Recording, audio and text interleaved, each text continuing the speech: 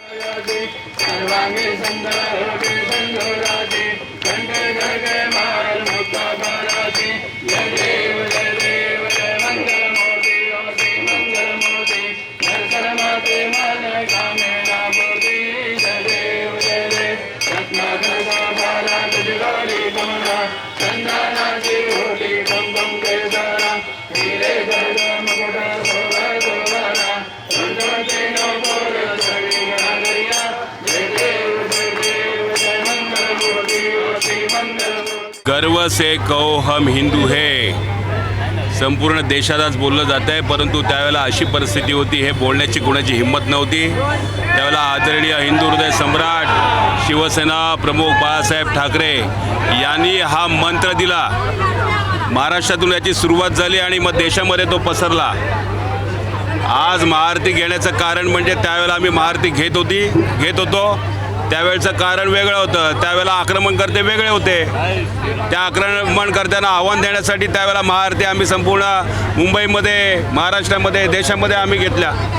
परंतु आता राम मंदिर बनवण्यासाठी ज्यांनी कष्ट घेतले, ज्यांनी बलिदान दिलं, जे शहीद झाले, आज माणिकदादा पाटील त्यावेळेला जी करसेवा झाली होती, त्यावेळेला या विभागाचे ते विभाग प्रमुख होते आणि बाळासाहेबांच्या आदेशाने हजारो शिवसैनिक करसेवा करण्यासाठी त्यांच्या नेतृत्वाखाली गेले होते।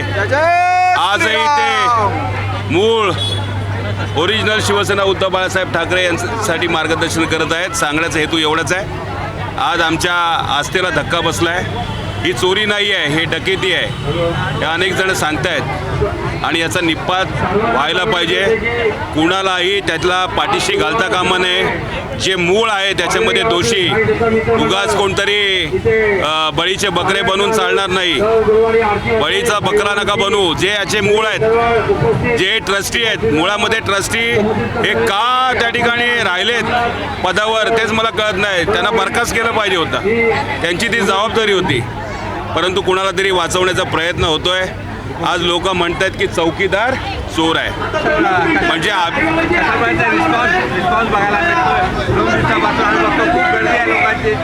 हा प्रतिसाद तुम्ही काल पण बघितला असेल की लोकांच्या डोळ्यामध्ये संताप दिसतोय। तो काल सायंला दिसला, आज चेंबूरमध्ये तीच परिस्थिती आहे, आज ही संपूर्ण देशामध्ये परिस्थिती आहे। हा आक्रोश आहे, हा संताप आहे। याचा उद्रेक होण्याच्या अगोदर कुठेतरी जे गप्प बसलेत त्यांनी त्यांचं तोंड उघडावं आणि लुटीचा पैसा गेला कुठे हे त्यांनी सांगायला पाहिजे।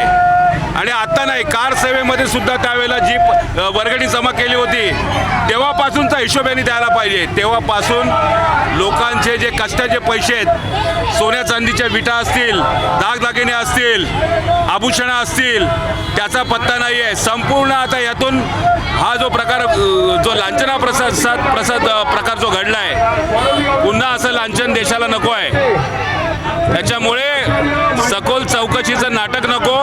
मूळ जे आहेत त्यांना शिक्षा झाली पाहिजे।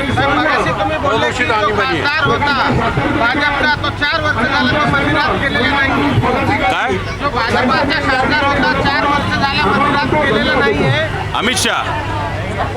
अमित शाह 4 वर्ष मंदिरात गेलेले, हा भाजपचे माजी खासदार आहेत, तेच स्वतः सांगतायत की मला तिथलं संपूर्ण गडबड माहिती आहे, घोळ माहिती आहे, म्हणून माझी इच्छा होत नाही तिथे जाण्याची।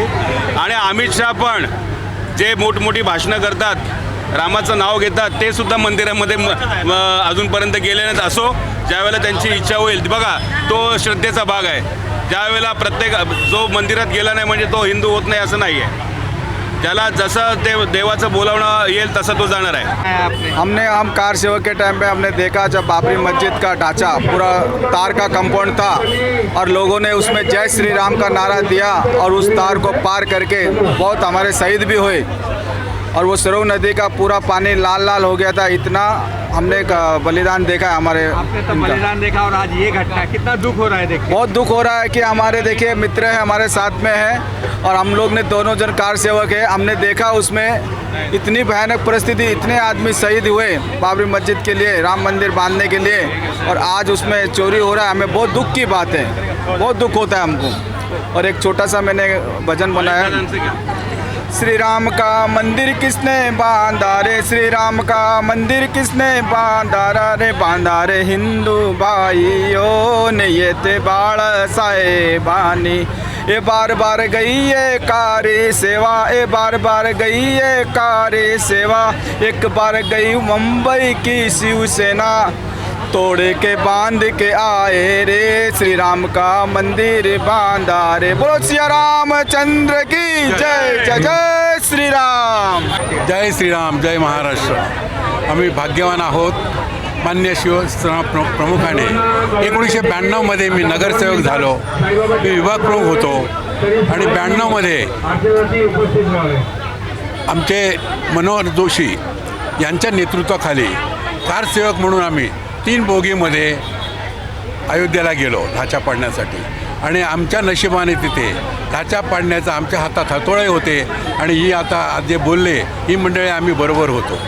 आणि आत्ताची परिस्थिती जी आहे हे रामाला आणले म्हणतायत पंतप्रधान, आता रामसेना घालवणार आहे।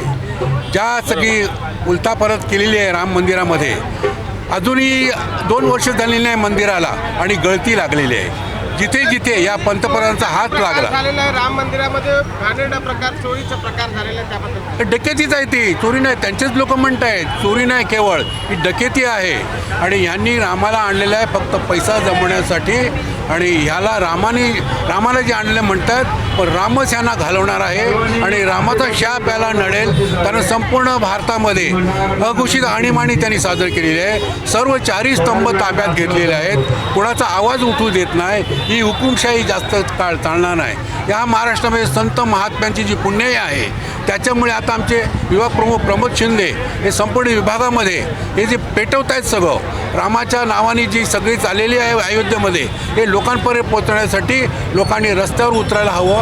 आणि गेले अनेक दिवस तो आमचे प्रमोद शिंदे हे सगळ्या शिवसैनिकांना बरोबर घेऊन ही महाआरतीचा कार्यक्रम केलेला आहे। तो छोटासा जरी कार्यक्रम असला तरी लोकांपर्यंत पोचतो आहे, लोक जागृत होत आहेत आणि हळूहळू लोक रस्त्यावर येतील आणि या पंतप्रधानांना आणि त्या अमित शहाला घालवल्याशिवाय राहणार नाहीत। जय हिंद, जय महाराष्ट्र, जय श्रीराम।